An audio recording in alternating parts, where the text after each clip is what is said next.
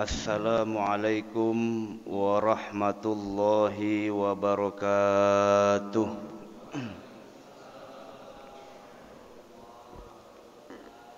Bismillah walhamdulillah wal khairu wasyarru bimasyiatillah. Nahmaduhu wa nasta'inuhu wa nastaghfiruh wa na'udzu billahi min syururi anfusina wa min sayyiati a'malina may yahdihillahu fala mudhillalah wa may yudlilhu fala hadiyalah. Asyhadu an la ilaha illallah wahdahu la syarikalah wa asyhadu anna sayyidana wa nabiyyana Muhammadan abduhu wa rasuluh. Allahumma salli wa sallim wa barik ala sayyidina wa habibina wa syafi'ina wa maulana Muhammadin al-fatihi lima ughliq wal khatimi lima sabaq nasiril haqqi bil haqqi wal hadi ila siratikal mustaqim wa ala alihi wa sahbihi haqqa qadrihi wa miqdarihil azim. Rabbi syrah li sadri wa yassir li amri wahlul 'uqdatam min lisani yafqahu qawli. Rabbi zidna ilman nafi'a warzuqna fahman jayyida fil laili wan nahar. Bismillahilladzi la yadurru ma'asmihi syai'un fil ardi wala fis samaa'i wa huwas samiul alim. A'udzu bikalimatillahi tammati min syarri ma khalaq. Allahumma faqihna fid din wa 'allimna ta'wil, amma ba'du. Faqad qala Allah ta'ala fi kitabihil karim, a'udzu billahi minasy syaithanir rajim. Bismillahirrahmanirrahim. Walladzina jahadu fina lanahdiyannahum subulana. Wa qala ta'ala aidan 'azza min qail, qul hal yastawil ladzina ya'lamun wal ladzina la ya'lamun. Wa qala Rasulullah sallallahu alaihi wa alihi wa sahbihi wa sallam, idza marartum bi riyadil jannah farta'u. Wa ma riyadul jannah ya Rasulullah? Qala hilakuz dzikr. Shadaqallahul azim. Para jamaah sekalian, jamaah salat subuh dan kajian ahad subuh Masjid Quba yang insyaallah di pagi yang mulia ini mudah-mudahan duduknya kita dengan niat thalabul ilmi dan menghidupkan salat subuh berjamaah menjadi sebab Allah ampuni segala dosa-dosa kita di hadapan Allah Subhanahu wa taala, dan Allah tambah segala bentuk pahala dan pengabdian kita di hadapan Allah Subhanahu wa taala. Amin ya rabbal alamin. Tidak ada kalam yang paling utama melainkan kita bersyukur kepada Allah Subhanahu wa taala, yaitu atas segala karunia dan limpahan nikmatnya sehingga kita bisa melaksanakan aktivitas rutinitas kita, khususnya dalam konteks ibadah kepada Allah Subhanahu wa taala, dan tidak kalah pentingnya juga dalam konteks thalabul ilmi.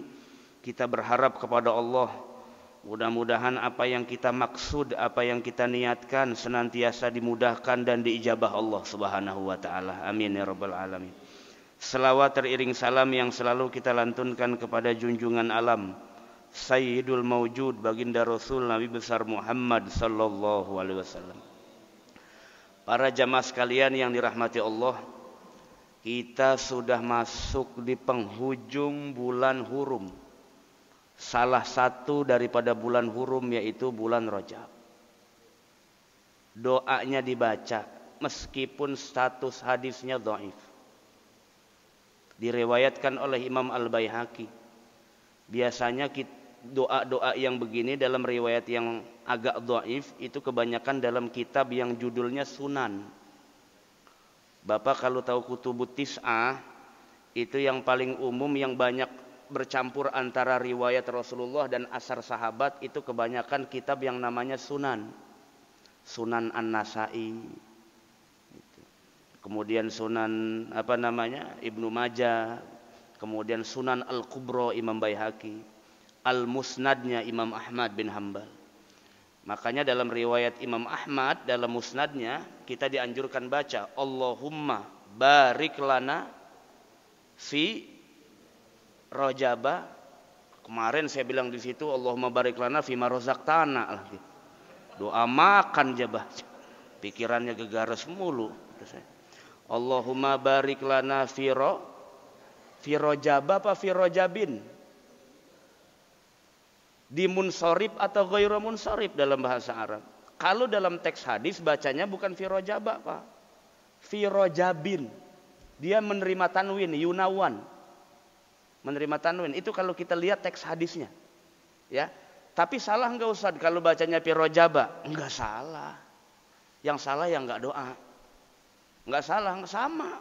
Tergantung bagaimana maksudnya. Idza urida bihi ghairul munsharib maka dibacanya fi rojaba. Tapi idza urida bihi munawwan au ismun munsharipun maka dia harus bacanya fi rojabin, bukan fi rojaba.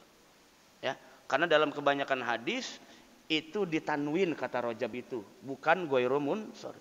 Ya Allah ma barik lana fi rojaba bi rojabi wa sya'bana. Nah kalau sya'ban iya dibacanya fathah meskipun dalam keadaan kasroh jer. Wa ballighna ramadan waghfir lana dzunubana. Gitu. Jadi kita udah mulai persiapan ini. Udah mulai persiapan masuk bulan Ramadan, ya. Ikat pinggangnya dikencengin. Jadi nanti masuk bulan Ramadan itu sudah banyak persiapan istiqdad baik secara fisik dan juga secara spiritual. Fisiknya kita sudah puasa. Puasa di bulan hurum, afdolus siyam ba'dar Ramadan. Berpuasa di bulan Allah yang hurum. Puasa yang paling utama setelah puasa di bulan suci Ramadan adalah berpuasalah di bulan-bulan mulia. Salah satunya bulan Rajab. Kalau saya sih simpel aja Pak, nggak pernah permasalahkan persoalan itu. Ya boleh puasa atau tidak, atau semacamnya cuma gara-gara banyak bertebaran hadis-hadis itu yang nggak jelas statusnya itu. Ya. Tapi paling tidak ada riwayat lain yang lebih sikoh, yang lebih kuat secara status sanad dan matannya. Yaitu Rasulullah pernah mengatakan bahwa puasa yang terbaik, yang paling afdol setelah puasa Ramadan adalah puasa di bulan Allah yang hurum, yang mulia. Dan wa minha salah satunya adalah bulan Rajab. Boleh nggak diniatin namanya Rajab? Boleh. Mutlak boleh. Senin Kemis boleh. Pokoknya banyak bolehnya dah. Harusnya yang sunnah mah banyak longgarnya. Ini sunnah kelihatannya melebihi aturan wajib. Bagaimana urusannya? Jadi an-naflu awsa'u minal fardi. Begitu kaidahnya. Yang sunnah harus lebih longgar daripada yang fardu. Karena sunnah itu dijadikan Allah sebagai syariat supaya umat Nabi tidak jenuh. Nggak jenuh sholat. 5 waktu terus. Ada ibadah lain, hiburan gitu loh. Lagi pengen banyak punya duit atau apa, sholat hajat. Lagi pengen banyak istighfar, sholat tobat, begitu. Lagi banyak pilihan yang aneh-aneh, pengen yang ditetegin niatnya, biar sholat istikharah. Makanya disyariatkan ada yang sunnah-sunnah itu supaya enak, kita nikmat ya. Beribadah ini nikmat, banyak opsi, banyak pilihan, banyak jalan menuju Allah Subhanahu wa taala. Kalau arah ke puncak aja lihat mana aja nyampe, masa ke Allah kagak, gitu kira-kira. Ini para jamaah sekalian rahmati Allah Subhanahu wa taala. Maka kita mohon kepada Allah mudah-mudahan di bulan hurum ini besok masuk bulan Sya'ban yang disebut dalam hadis kata Rasulullah syahrun yaghfulu fihin nas. Apa itu? Bulan yang dimana biasanya orang lalai. Bulan Sya'ban itu. Bulan Sya'ban itu bulan dimana orang lalai. Dia lupa kalau kodoknya seminggu Ramadan tahun lalu. Lupa dia. Banyak juga terkadang wah udah ibadahnya rajin di bulan Rajab itu. Karena bulan Rajab dianggap bulan yang tidak boleh ada khusumah, pertentangan, permusuhan, berperang juga dilarang oleh Rasulullah. Pas bulan Sya'ban dia angot lagi. Begitu. Makanya kata Nabi, wa hadza syahrun yaghfulu fihin nas. Ini bulan Sya'ban adalah bulan di mana orang lalai dan saya senang banyak ibadah di bulan Sya'ban. Maka dalam riwayat yang agak dhaif jiddan, wa sya'bana syahri. Begitu kan dibilangnya. Inna rajaba syahrullah. Begitu. Wa sya'ban syahri wa ramadan syahru ummati. Ya itu diriwayatkan, bukan Nabi meriwayatkan, diriwayatkan. Ya kagak salah. Salah kagak juga, maknanya ada juga yang benar. Maknanya ada juga yang benar. Ya. Seperti an-nazafatu minal iman. Benar nggak Pak? Lah benar, sesuai dengan Quran itu. Innallaha yuhibbut tawwabin wa yuhibbul mutatahhirin. Allah senang dengan yang orang bersuci. Nazafatu minal iman dalam setiap kitab-kitab hadis nggak ada. Tuhur syatrul iman itu baru ada. Di kitab hadis matan hadis yang 9 atau yang tapi populer karena sering disampaikan oleh para ulama gitu. Makanya dalam ilmu hadis itu banyak kategorinya, ma ishtahara bainal fuqaha, ma ishtahara bainal usuliyin, ma ishtahara bainan nahwiyin, macam-macam lah. Ya, macam-macam. Ini saking terkenalnya Pak, sampai ada yang bilang ta'allamul arabiyyah fa innaha tusabbitul aql. Ini dikata Nabi yang bilang. Saking terkenalnya tuh kalau orang belajar bahasa Arab. Bukan Nabi itu. Itu Umar bin Khattab. Bukan Rasulullah. Kalau Rasulullah itu ta'allamu al-arabiyyah wa allimuha. Begitu. An-nas. Belajarlah kalian bahasa Arab, ajarkan kepada manusia. Kadang-kadang apa ya, ya nyampur gitu. Nyampur. Jadi kita sulit membedakan maqalahun Nabi wa maqalahu dikatakan oleh para sahabat, mana dikatakan oleh Rasulullah. Para jamaah sekalian rahmati Allah Subhanahu wa taala. Kita masuk tema pagi ini, insya Allah kita akan bahas tentang al-farq bainal Islam wal iman. Sebetulnya ini sudah saya sampaikan di silabus pertama dulu tentang konsep trilogi agama. Ini nggak umum loh Pak, kata-kata trilogi agama itu nggak umum sebetulnya. Ini biasanya para cendekiawan yang bilang untuk mempermudah memahami hadis Jibril. Rasa yang ngaji Arba'in Nawawi itu juga pasti paham tentang hadis Islam, iman dan ihsan. Cuma bahasanya kalau bahasa di dulu kita ngaji di pesantren-pesantren atau misalnya ngaji di rumah-rumah guru disebutnya rukun agama. Jadi ada rukun Islam, ada rukun iman, ada rukun agama. Rukun agama ini diambil dari hadis Jibril. Yang ke Rasulullah bertanya, ya Muhammad, akhbirni anil iman, anil Islam, anis sa'ah, anil ihsan, dan seterusnya lah. Itu akhirnya dirumuskan oleh ulama, ternyata 3 hal ini adalah ruknun min arkaniddin, rukun daripada rukun agama. Itu. Cuma kadang-kadang keliru. Ada yang bertanya begini, bedanya muslimun dengan mukminun, karena kadang-kadang di Quran itu disamakan, kadang-kadang dipisah kata-katanya. Nah disinilah maka ulama membahasnya fi faslin mustaqillin minal makna bainal islami wal iman. Perbedaan dari segi makna antara Islam dan iman itu sebetulnya seperti apa? Efek dari aktualisasi Islam dan iman itu seperti apa? Itu penting kita fahami supaya nanti tidak terjebak dalam persoalan-persoalan yang ternyata bukan Islam tapi disebut Islam. Yang tapi disebutnya Islam. Nah itu, ini supaya tidak ada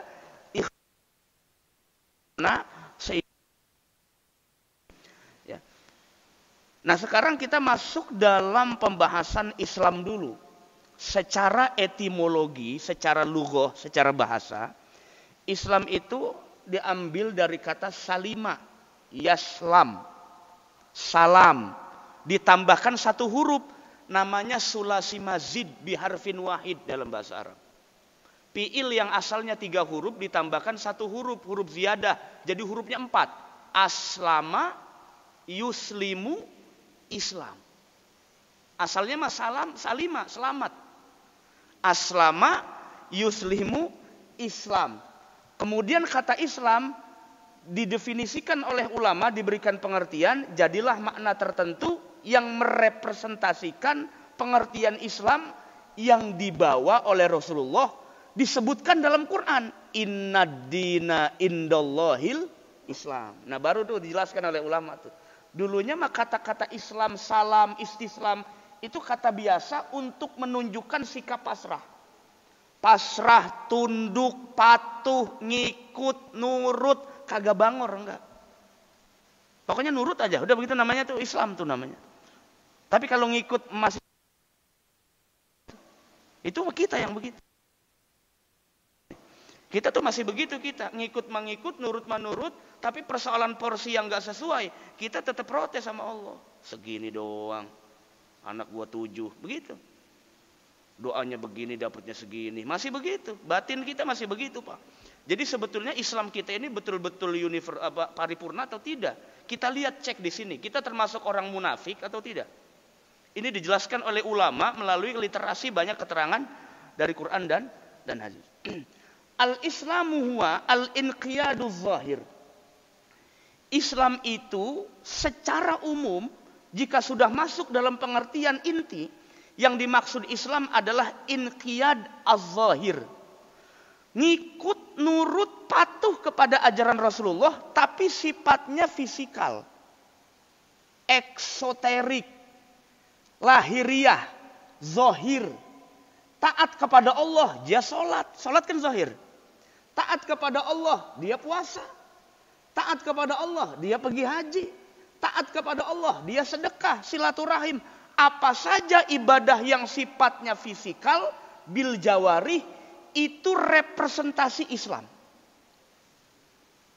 Itu. Makanya dalam hadis, membedakan kafir bukan kafir, tarkus sholah. Betul? Nah itu menunjukkan antara dia huwa muslim amla, dia muslim atau bukan. Itu. Maka bisa dilihat dari cara dia sholat atau tidak sehari-harinya. Justru kita aneh, Pak. Kalau ada orang yang nggak pernah sholat, duitnya banyak. Orang nggak pernah sholat, sehat mulu, hati-hati. Apalagi orang sekarang lebih keblinger lagi. Ini di Cipondoh loh, Pak. Di Cipondoh. Anda punya dosa berapa? Sini datang ke saya. Saya mursyid kamu. Silakan tebus 15 juta, 20 juta. Kan mursyid sinting ini. Ngajinya di mana sih? Rasulullah saja yang dijamin maksum sholat loh. Nggak ada dosa ditebus-tebus. Ini orang kemarin sholat jamaah. Kata dia, waduh kalau sekarang nih nyari jamaah susah.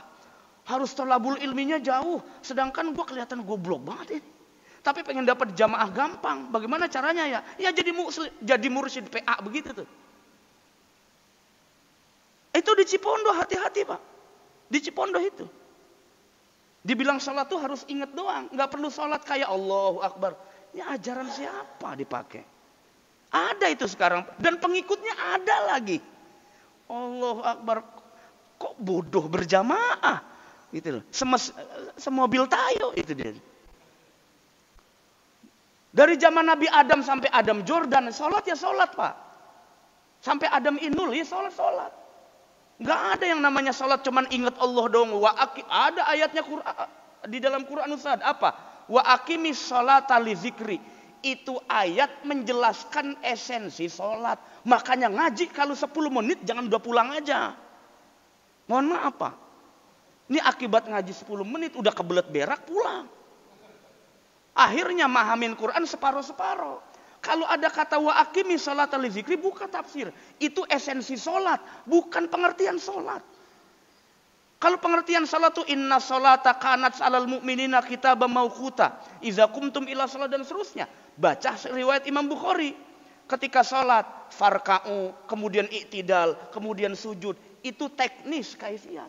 Ini kok ada orang katanya alim alamah, katanya mursyid, bilang sholat katanya cukup ingat Allah. Kalau azan tuh ingat Allah aja udah cukup. Allahu Akbar. Hati-hati ini makanannya orang awam nih. Ntar orang awam yang gampang bimbang-bimbang pikirannya dicaplok. Tak. Hati-hati. Ya. Kebetulan saya di Kementerian Agama itu bidangnya bidang aliran sempalan Pak. Ya, ngadepin orang-orang begitu. Karena memang bidang saya di kuliahnya, sekolahnya bidang itu. Saya udah biasa dialog sama orang Hizbut Tahrir, Syiah. Udah biasa. Kata saya masih ada aja di zaman lato-lato paham begitu ya kata saya. Allahu Akbar. Anak TK juga tahu sholat harus takbir, sujudnya 2 kali, sujudnya sekali. Sujud apa? Sujud tilawah. Beda.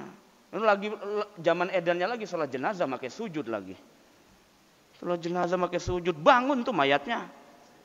Salah lu sholat begitu. Masya Allah, ya Allah ya Rabbi. Balik lagi Pak. Jadi yang disebut Islam itu adalah al-inqiyaduz zahir, mengikuti Allah dan Rasulnya secara fisik. Rasulullah dermawan, dia rajin sedekah. Rasulullah itu sering tabasum kepada sesama, dia sering senyum antar sesama. Rasulullah sering menyenangkan hati orang lain, dia senangkan hati orang lain. Rasulullah sering ke masjid, kakinya untuk melangkah ke masjid, bukan ke tempat maksiat. Berarti dia telah merepresentasikan makna Islam yang dalam kategori kepatuhannya kepada Allah dan Rasul secara fisik. Hanya Pak, kita kan menyembah zat yang bukan maha fisik doang. Huwal awwal wal akhir, begitu kan? Waz-zahir wal batin. Allah itu satu, maha zahir. Kalau ditanya Allah zahirnya bagaimana Ustaz? Lah ini alam semesta. Alam semesta ini representasi perwakilan dari bukti adanya Allah. Nah, kalau ditanya mad dalilu ala wujudihi ta'ala, apa dalil wujudnya Allah? Jawab dengan tegas, hazihil makhluqat. Adanya makhluk ini, alam semesta, itu menunjukkan yadullu ala wujudi rabbil alamin. Menunjukkan bahwa adanya pengatur alam semesta ini, itu dalam istilah agama namanya Tuhan. Rabb, ilah, Allah. Itu istilahnya. Nah itu, maka kita penting juga untuk tafakur memikirkan alam semesta ini. Jadi jangan dibatasi ibadah tuh hanya sekedar ritual gitu Pak. Puasa, sholat, haji. Enggak, ibadah enggak sebatas itu. Bapak keluar rumah, pagi-pagi ini udah sholat subuh, disediain kopi, ada pisang goreng. Kan enak banget itu ya. Makan. Udah pisang goreng makan nasi dah. Tadi katanya makan. Jangan, sambil makan terfikir di benaknya, ya Allah, ini alam semesta bisa begini bagusnya, bagaimana Allah mengatur. Jadi ibadah tuh Pak. Berpikir tentang ciptaan Allah tuh ibadah sama. Jadi jangan dibatasi ibadah tuh hanya sekedar ritual sholat. Kita berpikir terbesit sedikit aja bagaimana Allah Subhanahu wa ta'ala menciptakan alam semesta yang luar biasa ini, sehingga planet tidak berbenturan, sehingga rezeki makhluknya tidak tertukar. Ajal manusia bisa diatur dengan sedemikian rupa. Usia manusia bisa diatur sedemikian rupa. Itu bisa meningkatkan kualitas iman kita di hadapan Allah Subhanahu wa ta'ala. Kadang-kadang kita tuh yang disebut ibadah tuh zikir, baca Quran. Enggak salah, bener. Tapi jangan disimplifikasi. Masih banyak ibadah yang lain juga yang bisa kita cari, disederhanakan supaya ibadah kita ini semakin variatif. Itu mulu. Ya bagus, istiqomah bagus, cuman ada yang lain. Nah, kita menghadap Allah bukan zat yang maha zahir saja, ada zat yang batinnya. Nah, di situ kalau urusan batin bilangnya bukan Islam, Pak, tapi iman. Ya, kalau urusan batin. Ini kan peristiwa Isra Mi'raj itu kan diperdebatkan oleh kalangan ulama, Pak. Bukan diperdebatkan benar terjadi apa enggak, bukan. Ulama semua sepakat peristiwa itu terjadi. Cuma terjadinya terjadinya itu bagaimana? Nah itu. Jadi teknis Isra-nya yang diperdebatkan. Bukan meragukan perjalanannya, bukan. Ini kadang ada orang dikata, oh enggak Jim, ulama ini katanya Rasulullah bilangnya Mi'rajnya itu melalui mimpi. Jadi spiritualnya itu diangkat oleh Allah Subhanahu wa ta'ala. Kalau begitu mah anak juga bisa jika orang biasa juga bisa. Semua ulama sepakat itu peristiwa Isra adalah salah satu daripada mengimani Al-Quran. Sekarang begini, di Quran dijelasin enggak cara berangkatnya? Kan enggak. Dijelaskan enggak berangkatnya pakai ruh atau jasad? Kan enggak. Maka ulama harus menafsirkan itu ketika ada yang bertanya. Itu tantangan ulama. Mereka paham Quran, paham balago, paham sastra. Maka mereka punya tugas menjelaskan isi Quran itu. Kalau ada orang yang nanya, Pak Ustadz, itu berangkatnya pakai badan ruh atau ruh doang? Waduh, di Quran gak dijelasin lagi. Jawab apa nih gua? Lah kan dia ulama, jelaskan itu. Pakai perangkat hadis, pakai perangkat asar, pakai kaul ulama, pakai dalil-dalil yang lain. Asal jangan pakai Israiliyat. Israiliyat itu cerita-cerita Yahudi. Kadang-kadang dongeng doang itu. Makanya Nabi bilang la tusaddiquhu wa la tukadzibuh. Kalau ada cerita Israiliyat dari Tulako Mekah, Bapak pernah dengar istilah Tulako Mekah? Ketika Fathu Mekah, banyak orang Yahudi masuk Islam tuh. Maka disebutnya Tulako Mekah itu. Itu biasanya kalau sudah muslim Pak, dia sering nyebut cerita-cerita zaman dulu. Nabi Musa dulu begini. Jadi nyebutin cerita Torah sama Injil itu. Maka kata Nabi kalau ada cerita itu, dipercaya banget 100% jangan, ditolak juga jangan gitu. Maka kalau Bapak belajar tafsir, di kitab-kitab tafsir itu pasti ada di mana ahli tafsir itu masukin cerita-cerita Yahudi. Karena dia kehabisan akal jelasinnya bagaimana ya. Karena Quran itu kitab yang mujiz, singkat. Mau nggak mau saya harus merujuk ke kitab-kitab terdahulu, Taurat dan Injil. Tidak peduli masalah itu sudah dicelewengkan atau tidak. Yang penting saya punya informasi tentang berita ini. Contoh. Ini contoh Pak, contoh Israiliyat. Adakah ulama tafsir yang komprehensif menjelaskan cerita peristiwa Adam? Nggak ada Pak. Kalau ada Malik ada. Tapi kalau Nabi Adam nggak ada. Di mana ceritanya lengkap? Di mana cerita Nabi Adam lengkap dalam Quran? Nggak ada Pak. Maka kalau kita baca tafsir itu lengkap, itu berarti ahli tafsir sedang mencari referensi, catatan kaki dari kitab-kitab dulu. Karena di Quran nggak pusing bagi adanya di kitab Torah. Kalau Bapak baca Perjanjian Lama, kebetulan saya dulu baru punya. Saya baca. Ternyata lengkap Pak, dari Nabi Adam masuk surga terus dikeluarin, masuk. Itu di samping antara sudah diselewengkan atau tidak ya. Tapi secara kitab, memang kitab-kitab dulu tuh karakternya kalau menjelaskan cerita utuh. Kalau Al-Quran beda. Al-Quran ini sifatnya pelengkap. Jadi nggak penting menjelaskan utuh lagi gitu kira-kira. Nggak penting.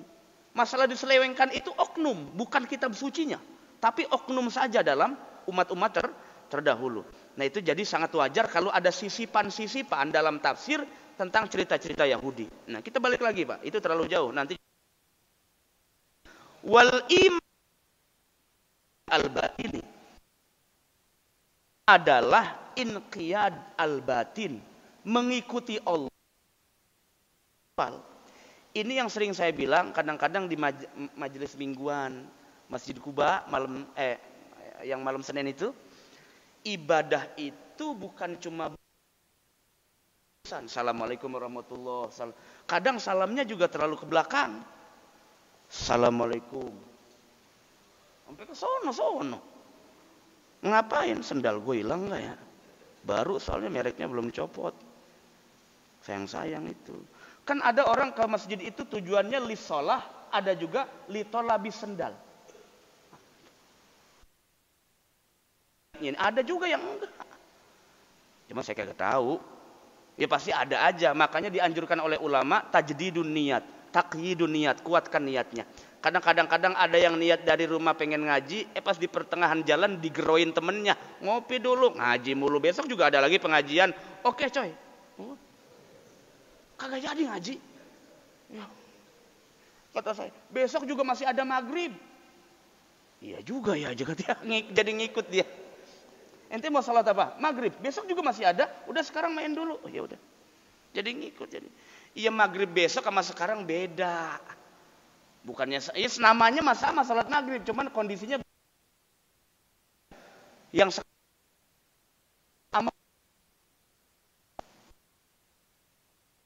posisi tempatnya beda apa beda. Itu artinya setiap waktu tidak mungkin akan terulang kembali. Allah yang jamin itu. Makanya Allah bersumpah atas nama waktu wal asri. Jadi ada namanya amal batin. Bapak soleh, sholat, tapi hatinya harus bersih. Penyakit orang sekarang Pak, bukan penyakit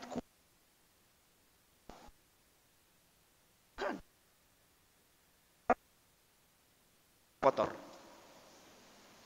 Rajin ke majelis taklim, hatinya tetap berdengki dengan orang lain. Apa begitu yang diajarkan Rasulullah? Kan saya rasa enggak.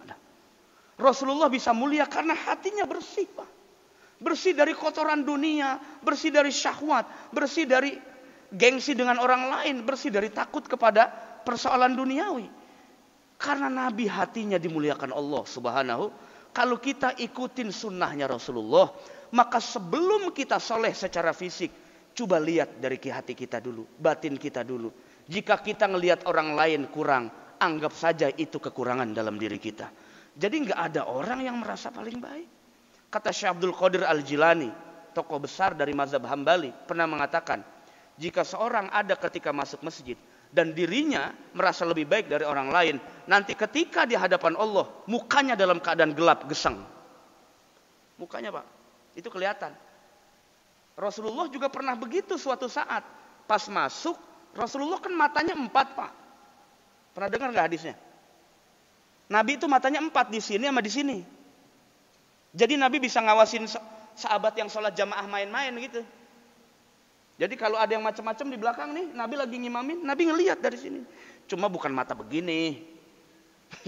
Itu dibayangin lagi. Serem amat ya Ustaz, matanya begini. Bukan begitu. Pokoknya di sini ada mata rahasia, jadi Nabi itu bisa ngelihat dari belakang. Ya. Makanya Nabi kalau salam, Assalamualaikum warahmatullahi wabarakatuh, Assalamualaikum warahmatullahi wabarakatuh, itu tadi siapa yang baca iftitahnya beda. Nabi masih ngadep sono, cuma ngomong begitu. Itu siapa tadi yang baca iftitahnya beda, sahabat. Siapa tuh? Siapa tuh? Kayak jamaah Masjid Kuba, siapa tuh? Siapa yang baca no? Nabi ngomel no. Nah ternyata ada yang baca begitu. Ada yang baca Rabbana lakal hamdu hamdan katsiran thayyiban mubarakan fih, gitu kan? Makanya ada bacaan yang lain lah. Begitu. Akhirnya malaikat turun berebut-rebut pengen nyatat itu, kata Nabi. Nabi makan ngerasain ada malaikat. Kalau kita mah Ijrail aja udah deket nggak ngerasa. Ini kita. Saking kagak ngeruinnya. Padahal Ijrail udah situ tuh. Udah pengen tinggal begitu doang tuh. Keluar lu. Tinggal begitu doang. Masya Allah. Apa kebanyakan apa kali. Nih. Sampai mana tuh tadi lupa? Apa belum minum apa ngapa ya? Allahu Akbar. Robbi. Nah, itu. Jadi yang batin-batin itu juga lihat. Jadi iman itu kaitannya dengan ibadah spiritual. Bapak iman kepada Allah. Itu kaitannya hati, bukan fisik. Bapak iman kepada Nabi, itu kaitannya hati bukan fisik. Bapak iman kepada kitab-kitab suci, itu kaitannya dengan hati bukan dengan fisik. Maka faman jama'a bainahuma fahuwa mu'minun kamil. Orang yang mampu mengkombinasikan antara kesalehan Islam fisiknya ini, sholat, puasa, dengan kesalehan imannya, iman kepada Allah, iman kepada malaikat, iman kepada fahuwa mu'minun kamil, maka dia mukmin yang paripurna. Sempurna. Udah imannya udah sempurna. Kadang-kadang itu yang saya bilang, saya kayaknya pernah jelaskan di sini, ada yang disebut dengan arkanul Islam, ada yang disebut dengan qawaidul Islam, itu beda. Kalau arkanul Islam ya syahadat, sholat, puasa, zakat, haji. Tapi kalau qawaidul Islam, 1, ma'rifatul ma'bud. Itu saya pernah jelaskan tuh kalau nggak salah di sini.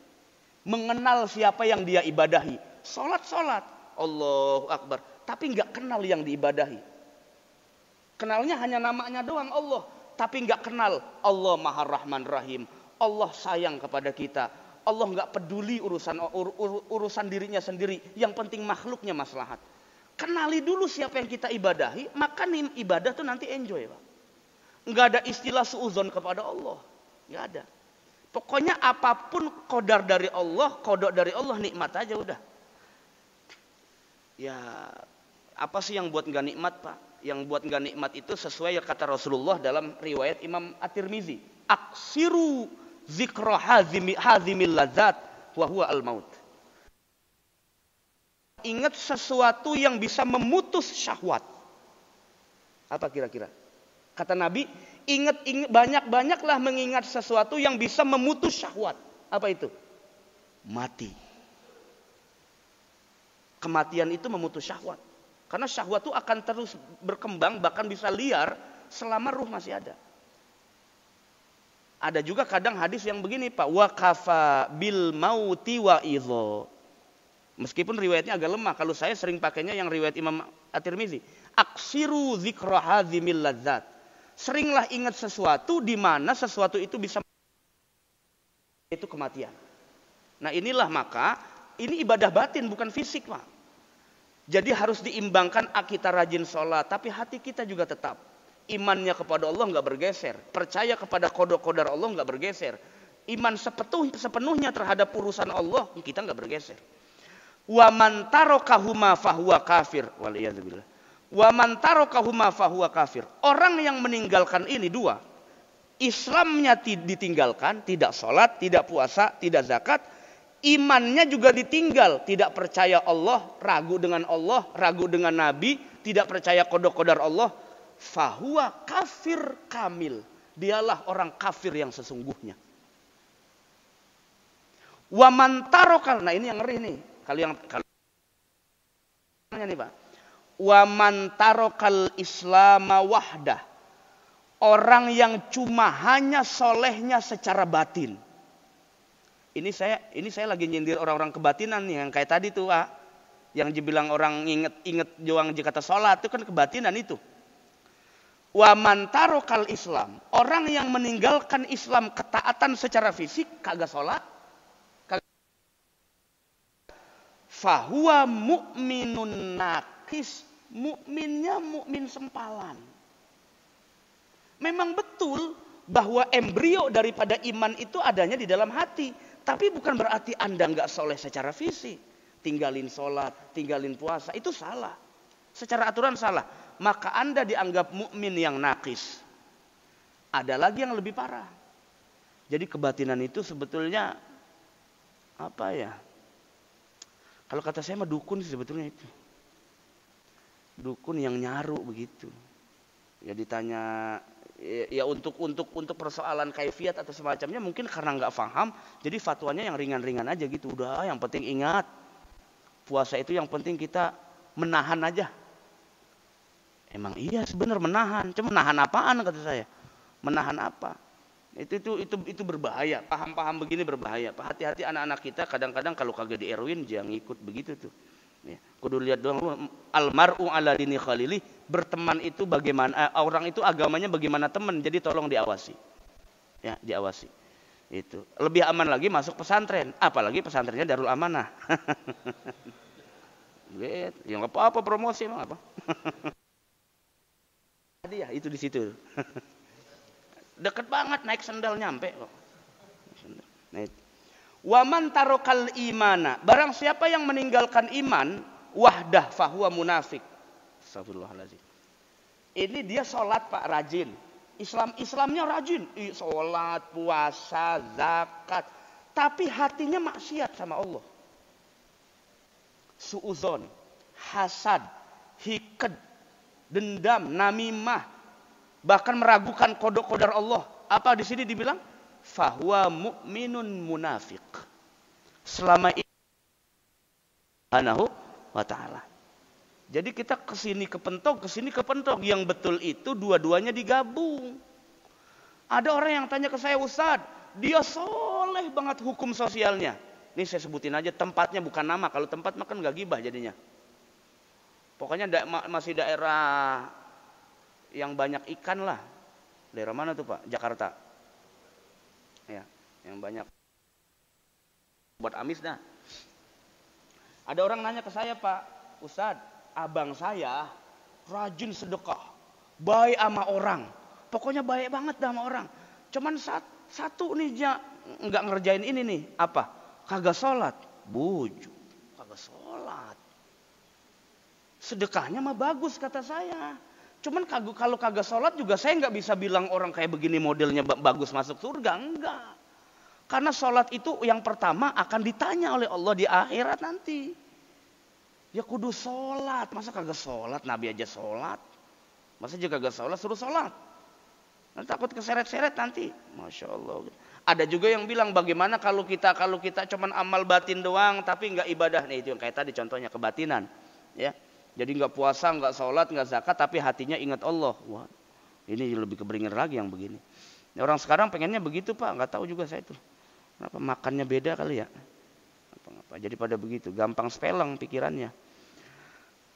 Wala yanfa'u ahaduhuma bidunil akhar. Jadi yang paling bagus adalah antara iman dan Islam itu berdampingan. Nah kemudian barulah dijelaskan fa innal munafiqin, sesungguhnya orang-orang munafik kanu mustaslimin. Mereka pasrah. Orang munafik itu sebetulnya pasrah, istislam. Tapi zohiron, secara zohir doang. Hum yusallun, mereka sholat. Wa yasumun, mereka puasa. Walakin kana indahum takzib. Di hatinya ada dusta batin di hadapan Allah. Itu ciri orang munafik. Gampangnya begini Pak. Ngajinya rajin, hatinya masih dengki sama orang. Itu ciri orang munafik. Harusnya semakin banyak duduk di majelis, semakin banyak duduk di masjid, hatinya semakin bersih. Hatinya semakin lapang. Jangan ibadah, jangan maksiat batin, jangan. Sayang-sayang duha kita, sayang-sayang tahajud kita, sayang-sayang puasa Senin Kemis kita, cuma gara-gara kita nyimpen dan miara maksiat batin. Gibah, namimah, hiqd, hasad, takabur, itu semua merontokkan semua pahala-pahala ibadah kita di hadapan Allah Subhanahu wa taala. Hati-hati Pak, hati-hati.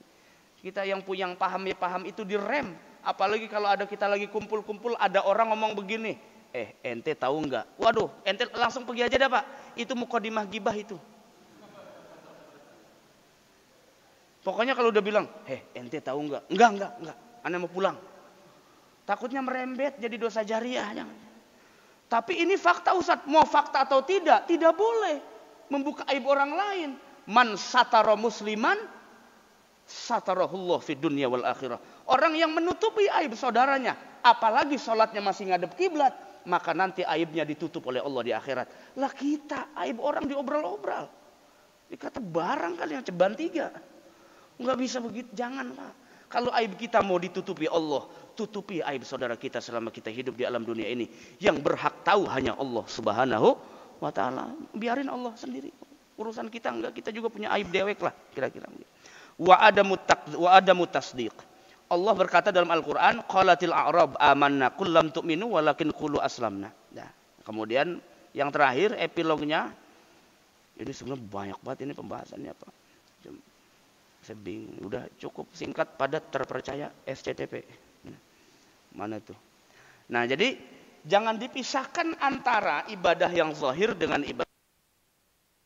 Orang Islam dan iman akan lahir ihsan.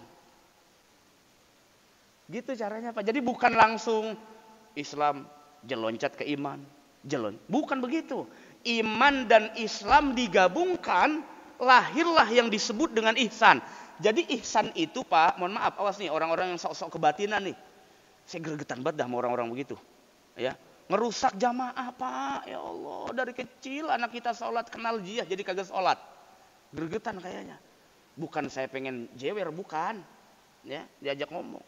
Jadi yang disebut ihsan itu adalah penggabungan antara kesolehan batin dan kesolehan fisik. Kalau itu sudah digabung, lahirlah nanti sikap begini nih. Ini sikap begini. Di masa di itu poinnya ihsan itu. Bapak mau di jalanan, Bapak ihsan itu mah bukan ihsan. Kalau ihsan tuh kita tidak maksiat karena merasa diawasi Allah. Kalau kita nerobos lampu merah, itu merasa tidak diawasi polisi. Bukan Allah. Itu bukan ihsan. Kagak punya SIM, nembak. Kalau ihsan itu merasa diawasi Allah Subhanahu. Jadi dasi-dasi itu pakai bersafari yang gelarnya katanya dokter profesor, nggak ada potensi korupsi. Karena di mana saja merasa diawasi Allah. Sampai setan juga geleng-geleng sih sama koruptor. Gila, belajar di mana lo begitu? Gua aja gak paham nyusun proposal. Berarti kan biangnya setan. Setan kagak paham korupsi, dia lebih paham korupsi. Itu syahwat, ambisi duniawi, pengennya harta, hubbu dunia. Salah satu ciri ilmu tidak bermanfaat di dunia sampai akhirat, dia berilmu tapi dia hubbul amplop. Cinta amplop. Enggak cinta duit maksudnya, cinta dunia. Cinta dunia. Senang berilmu tapi senang dunia. Berilmu tapi takut susah. Ada enggak? Kalau sekarang ada ustadz takut susah. Penyakitnya santri ustadz kan satu Pak. Takut miskin.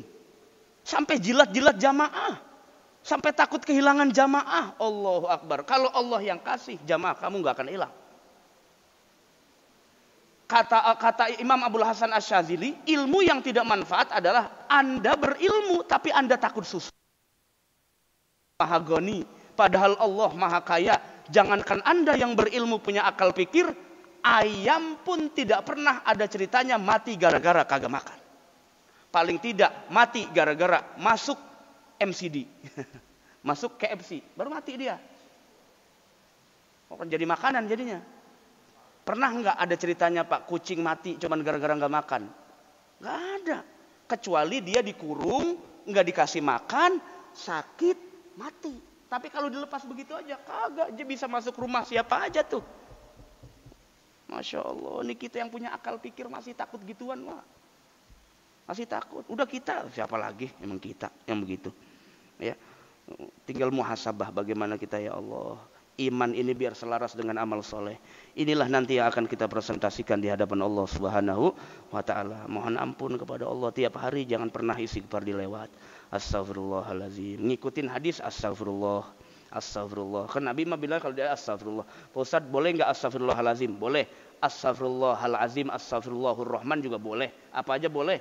Susah amat sih. Ya. Atau pakai bahasa Inggris juga boleh. Boleh nggak Ustaz pakai bahasa Inggris? Boleh. Cuman mau lagu apa? Guru bahasa Inggris bukan. Pakai bahasa Arab aja. Astagfirullah, astagfirullah, astagfirullah. Banyakin Pak. Kunci kita itu Pak. Banyakin tahlil, banyakin istighfar, banyakin selawat. Insya Allah akhir zaman hidup kita husnul khotimah. Itu kan yang kita pengen Pak ya. Yang pengennya husnul khotimah. Jangan sampai nanti pas udah akhir hayatnya ngoroknya kelamaan seminggu. Masya Allah, saya takut. Ngorok, tahu ngorok kan Pak sakaratul maut? Itu bisa 3 hari, 4 hari orang susah keluar ruhnya itu. Padahal rajin sholat. Berarti ada yang disimpan di hatinya itu. Dibacain surat Ar-Ra'd kagak keluar. Surat Yasin gak keluar. Surat motor baru keluar. Kayaknya dia pengen beli motor nih sebelum mati. Itu Masya Allah. Jangan. Ya, supaya kita ini menghadap Allah sesuai dengan firman Allah. Yauma la yanfa'u malun wala banun illa man atallaha biqalbin. Kata Imam Ibnul Qayyim Al-Jauziyah dalam kitabnya Tibul Qulub, salah satu daripada mukmin yang baik adalah man salima zahiruhu wa batinuh. Orang yang zahir batinnya selamat, artinya taat tunduk kepada Allah Subhanahu wa Ta'ala. Insyaallah lah, mudah-mudahan Allah bimbing kita semua. Itu untuk materi kali ini ya, mudah-mudahan kita bisa ambil iktibar, bisa ambil ibrah, pelajaran, dan bisa juga kita sampai kita menjadi mempresentasikan dan juga memperbaiki setiap ibadah kita, kepatuhan kita baik secara Islam ataupun secara iman di hadapan Allah Subhanahu wa Ta'ala. Wallah.